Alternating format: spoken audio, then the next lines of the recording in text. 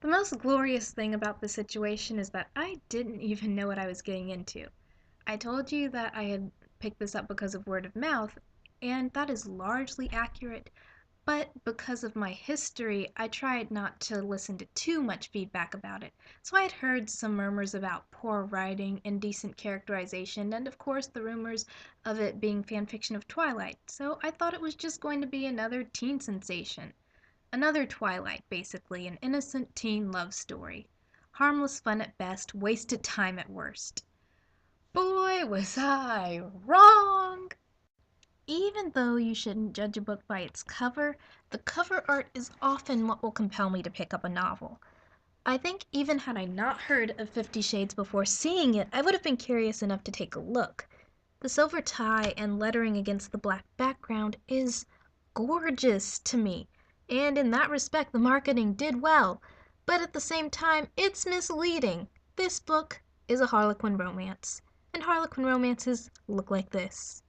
Note the huge author name at the top, the Fabio and the Impossible Beautiful Woman. This is Harlequin. And that's not an insult. I can devour those bodice rippers. They're like the junk food of my reading career. And junk food is an essential part of every readaholic's balanced diet. But this book wasn't very honest about being a Harlequin romance. When I read the blurb on the back, it very much sounded like a standard Harlequin description. It introduced the main characters and their situation and then immediately spoils the romance using quick romance buzzwords like thrilled, erotic, obsess, passion, and consumed. But I was still thinking, oh, this is going to be a cute little romance. I read the first few pages and it all seemed so innocent, like Twilight. Maybe they'll kiss, or it looks like they're older, so maybe there'll be some fade to black scenes in the midst of the story. Here's what I, hilariously in hindsight, failed to take notice of. This. This little warning right here. There was no fading to black, and the sex wasn't interspersed with the story. The sex was the story. To her credit, though, E.L. James doesn't rush right into the lemons, as they're called by the fanfiction community. She builds up to it in about the first 100 pages of this 500-page novel, but the build-up is incompetent. The book's worst flaw, and hear me out on this one, is being too realistic, as in watching someone's daily life is boring. I feel like the only thing E.L. James kept out was watching Anna use the restroom. I mean, seriously, we were with Anna 24/7, even sometimes when she was dreaming. About Christian, of course. We are forced to hear her recount her long, uneventful, repetitive days at work, her studying for tests, her applying for jobs, and so on. Gah! And speaking of the repetition, I've changed my mind. The repetition is definitely the worst offender in this novel. Anna has a very limited way to express her emotions in her inner monologue. Any emotion, whether that be anger, fear, desire, happiness, sadness, all of that is expressed with some variation of wow, holy crap, double crap, holy cow, triple crap. And sometimes when things get real serious, she'll drop a holy F bomb. And the prose suffers in other ways too. The characters smirk and glower and purse their lips too often, and conversely, I feel like there are a lot of words there that, they're not really used in everyday speech, and they practically scream thesaurus, but I didn't mind that too much as I got to expand my vocabulary a little more, and I'm always down with that. However, I feel the book was at times trying to trick me into thinking it was more intellectual than it actually was. In general, the writing was sophomoric, and Anna handles the situation like an immature child with no thought of consequences. She just really wants that popsicle, that Christian Grey flavored popsicle. I, I'm sorry, Anna really says that in the book. I am not making it up. I admit that there were long stretches where I was bored. This book was lengthier than it needed to be. There was unnecessary scene after unnecessary scene and repeated fights over nonsensical issues that went nowhere. By the end, I was racing to the finish. Being the completionist that I am, I couldn't just put it down. I had to keep going, though I was sorely tempted once or twice. Anna, in her extreme naivete and with her antics with her inner goddess, led to some interesting character developments with Christian, who even had a contract laid out, clearly defining what kind of relationship he wanted. I think there were a lot of really funny moments. Even though there were boring parts, there were also parts that made me laugh out loud. And though the book was never intentionally funny, seriously, when it tried, it failed, it was entertaining. The BDSM depicted in this book is portrayed as almost a disorder, something that Anna deals with just because she doesn't want to lose Christian. It isn't very graphic for the most part, but Anna is repulsed by all of it and is not actually willing to compromise. She goes back and forth between, should I try this even though it makes me uncomfortable? Is it wrong? Should I fix him? I found the warring sides of Anna's character, the fact that this innocent, blushing virgin wasn't immediately on board with the lifestyle just because of a pretty face, very interesting indeed.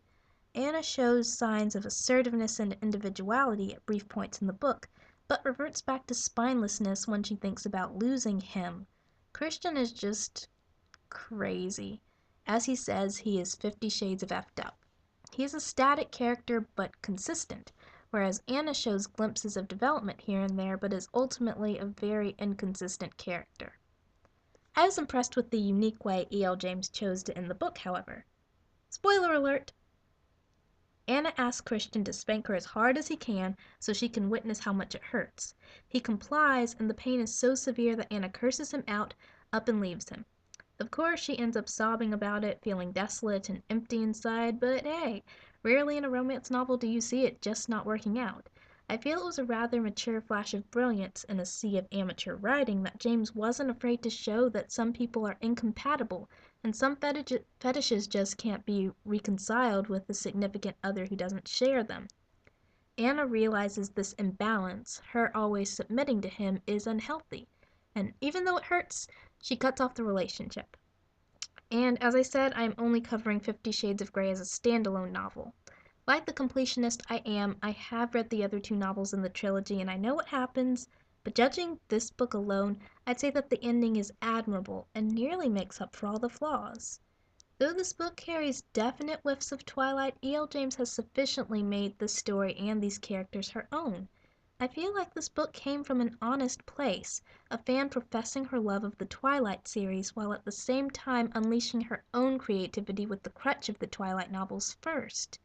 Each book in the trilogy clocks in at over 500 pages, and to write more than 1,500 pages of this story shows some real love and dedication, at the very least.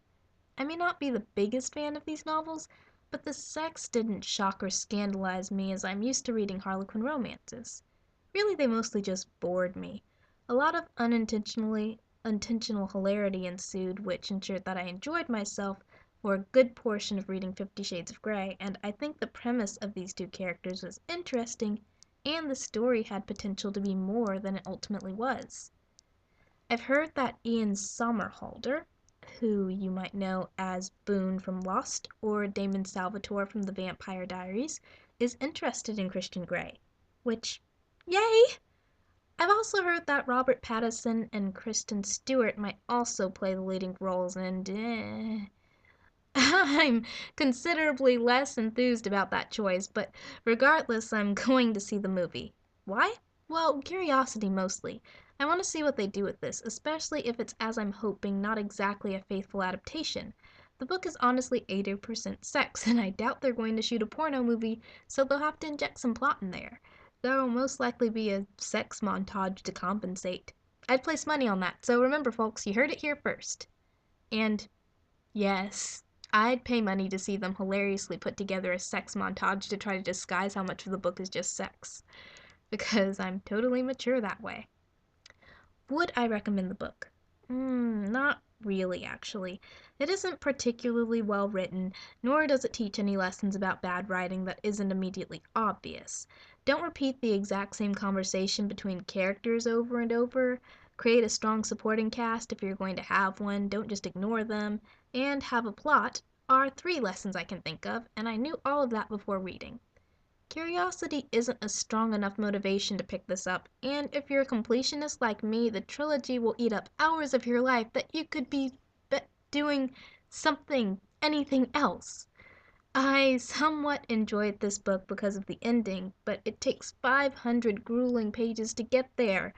Also, there's a thing with me. Generally, the books I like are really, really good or really, really bad. Good books are thought provoking and clever with strong characters and engaging plots. The bad stuff, what I like to call the trash or the junk food, is composed of books that, in my opinion, are not good books but have entertained me on account of being a lesson on what not to do, or really unintentionally funny. The worst thing a book can do, in my opinion, is be in the middle of the road, neither good nor bad, boring throughout and forgettable. It's acceptable for a book to have boring parts, but an entirely boring book is a no-no, and pretty much the only books I straight up dislike. You might have noticed that I gave The Hunger Games an average score, a 3 out of 5, even though I wasn't a huge fan.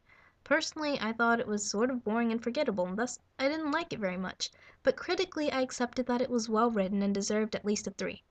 50 Shades I enjoyed in the junk food trash kind of way.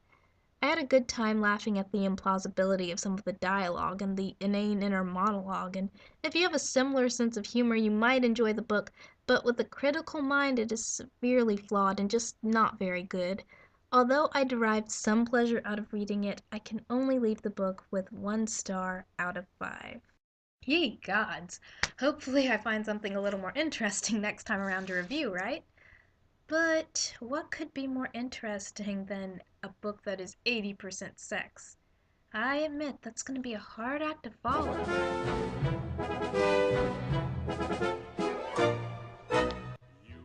A book that is 100% child genius warfare against alien menace? Done. Till next time, I'm your friendly neighborhood librarian, signing out. Your wife, will you be some He-Man's property? Good news that He-Man's me.